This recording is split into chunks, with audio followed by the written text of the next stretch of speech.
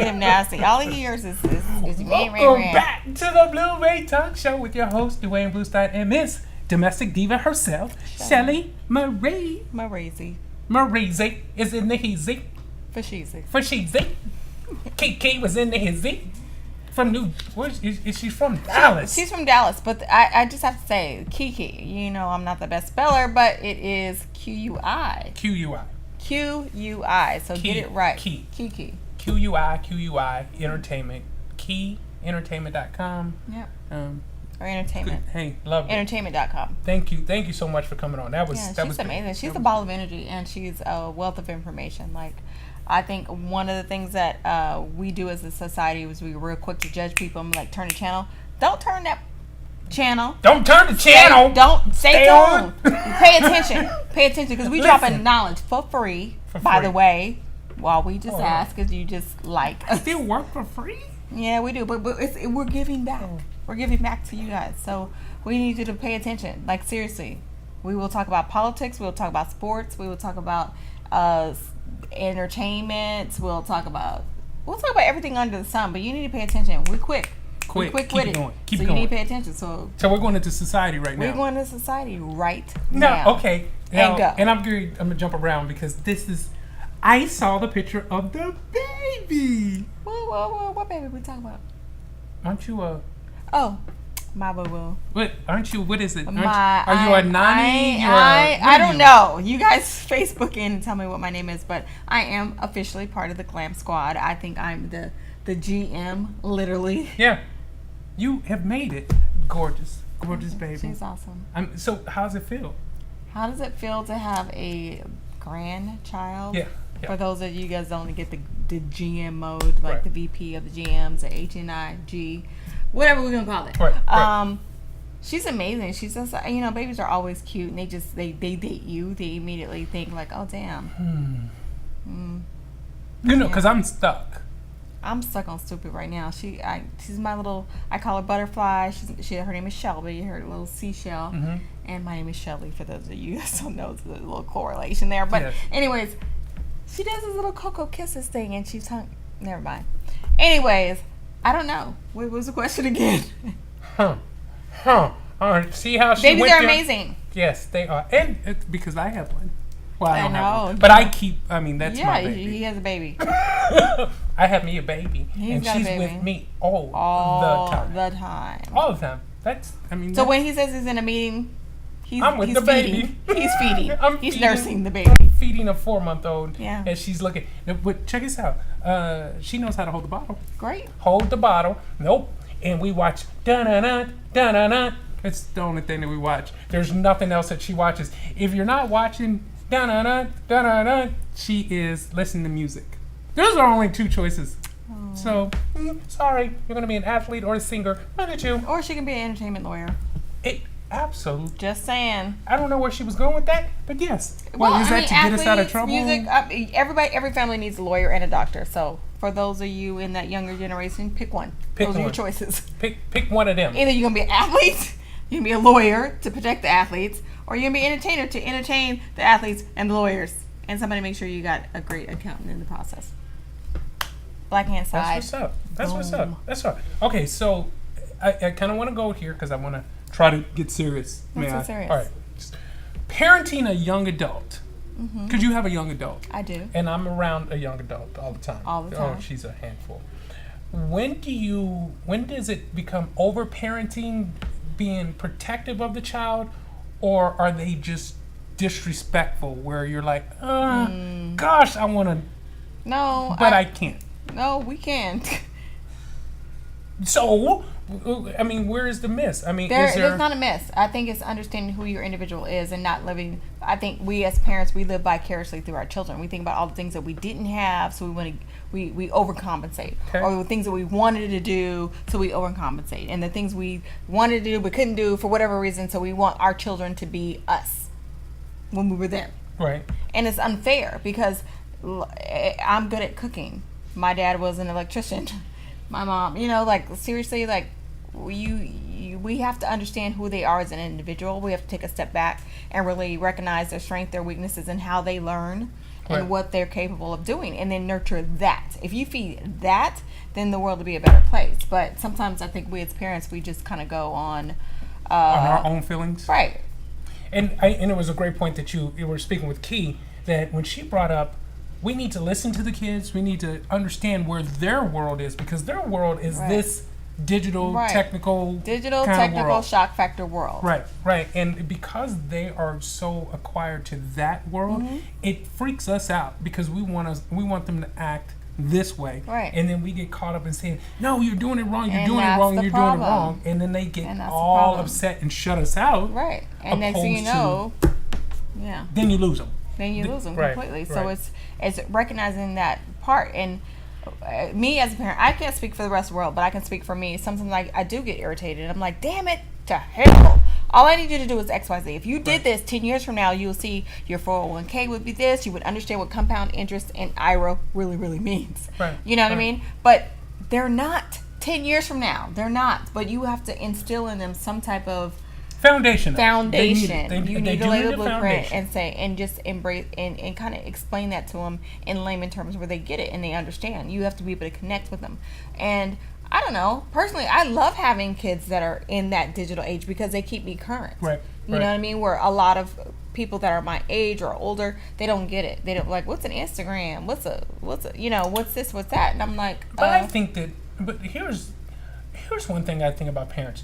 Parents don't want to learn because they don't want to get involved in what kids are. I beg to differ, but go ahead. But if we do allow our children to embrace this and say, hey, let me show you this. I remember when you said about your daughter, how she has all these likes on Instagram, and how does she do that, and how does she get into that world? We want to know that world, but we at times think that we can be smarter than our kids. There lies the problem, because we're parents, we know everything. Right. No, right. There was no manual, there was no book. No one said, hey, this is parenting 101. We didn't get that. We learned it old school. Right. So for us to take a step back and understand that we can too learn something from somebody else that's younger than us, especially our child, that can be a little problematic for because we're learning from our child. Right, because we're like, we're the boss, I'm the boss, I say it all the time. Why? Because I said so. Period. That's it. I still say it. I still say it. I mean, I know it's complete and utter BS some of the time, but majority of the time it is because I said so, and I have the right to do that. However, I need to be in a state of mind where I can appreciate and accept the opinion of our future presidents, doctors, lawyers, and XYZ. And they can do that. But you have to be willing to do that. You just can't automatically just, ooh, I almost cussed again, y'all. Help, pray for me. You can't just get off of that sentence. Yeah, you can't just go poop on somebody else's dream. If that is their dream and they're telling you this is the way it is, and I'm still stuck in 1990, and they're living in the millennium, there's a learning curve. But I think I'm right because I'm older and I'm a parent. That doesn't make it so. That doesn't make it so. So to take a step back and say, okay, you know what, I'm gonna listen. You can't hear Jimmy. You can't hear Jimmy. You gotta listen. You gotta listen. So if you actually listen and just take notes, be an active listener, and just like seriously, ask questions. That's all your job is to do, is ask questions and make open-ended questions and make the other person talk. Well, and if you can do that and actually listen and pay attention to what they're saying and not tune them out, because our attention spans have gotten so much smaller that everybody throws it out there and is already answering what the child is going to say. What you think they're going to say. Right, and what they should say in your mind, opposed to, hey, break this down for me and tell me your thought process on how to go through this. And it's called the 9 steps? 9 steps? I think it's the 9 steps of problem solving. University of Phoenix. But it's good job. It's universal. It's basically 9 things that you go through in business, relationships, whatever. You find out the 9 steps there are, the 9 issues, and then you break them down into further segments. But sometimes we're like, I'm right. This is me. You do what I say because I said I do it. This is the way I did it. This is the way I was learned. But you know what? Again, parenting did not come with a book or a manual. So who are we to say that I got an A? I might be a C student when it comes to parenting. I don't know. I don't think I am. I'm just making conversation to make up. Rest of y'all feel good. But Just saying. But yeah. She called all y'all D's and F's. What the heck? You passed the class. That's all that matters. No, it doesn't. He on the pole. That's all that matters. Keep your baby off the pole. You good. That's your only job. Keep your baby off the pole and your boy out of jail. Hey, but she was the one going. She wouldn't. Miley. What? I didn't say I didn't have any problems. I just said what immediately my wrist. You didn't know which one to do. I didn't want one of these. So just let it slide. I get it. Let it slide. Make it rain, make it rain, make it rain. So Rack City. Here's a question: who is harder to raise, a young man or a young lady? I have two of each, so I'm gonna say both. I'm gonna say no. In today's world, you have women that are, this whole shock factor and making it rain and all this stuff. This is an instant gratification and this instant attention factor. That's what we're dealing with girls. Not all of it, but I'm just saying some of the issues that we're dealing with. Young men, we're just dealing with, especially me, I'm dealing with black male figures. Right. We're dealing with black Americans. We're dealing with a generation of thinking this is where it's at. We're dealing with a lot of single family that are raised by moms that we really, a woman can't really raise a son. Y'all can argue that and Facebook it. I challenge that. You got something to say? Tell me.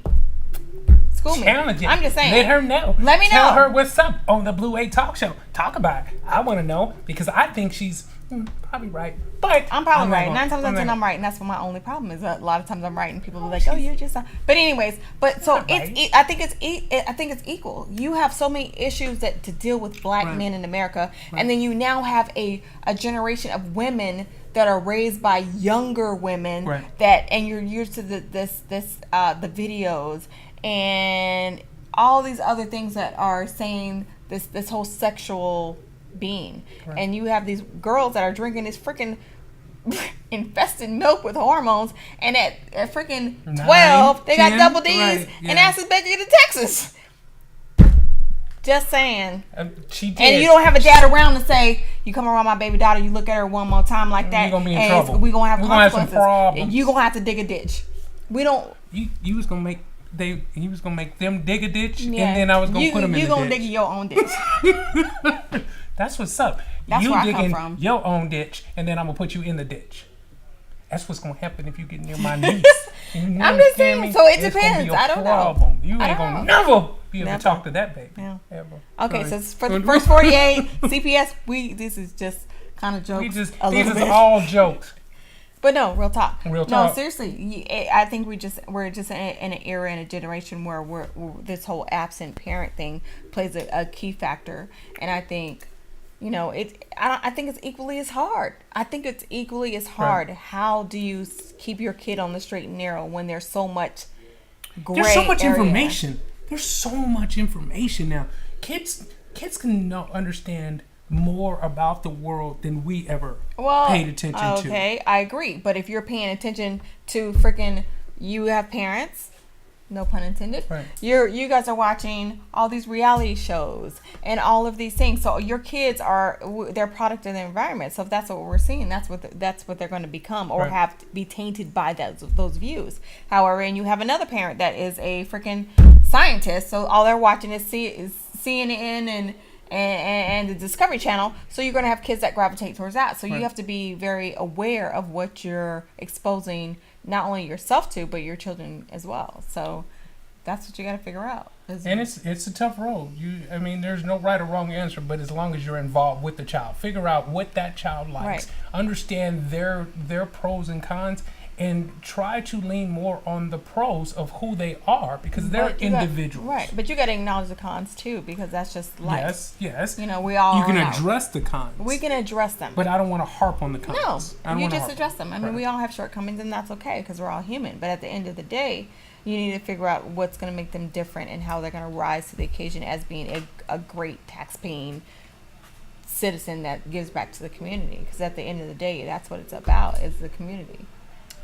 Hey, What a great segment. I know. That was pretty good. You was on it. I'm Welcome on it. back. Thank you. I mean, we missed our Shelley Marie celebrity chef. You know, it was a minute. So we appreciate you I being appreciate back. it, and I definitely missed the dialogue. I missed the dialogue from you and from you, so I definitely want to hear back. So chime in, y'all. Seriously. Let us know. You're on the Blue Way Talk Show with your host, Duwane Bluestein, and Miss Shelley Marie.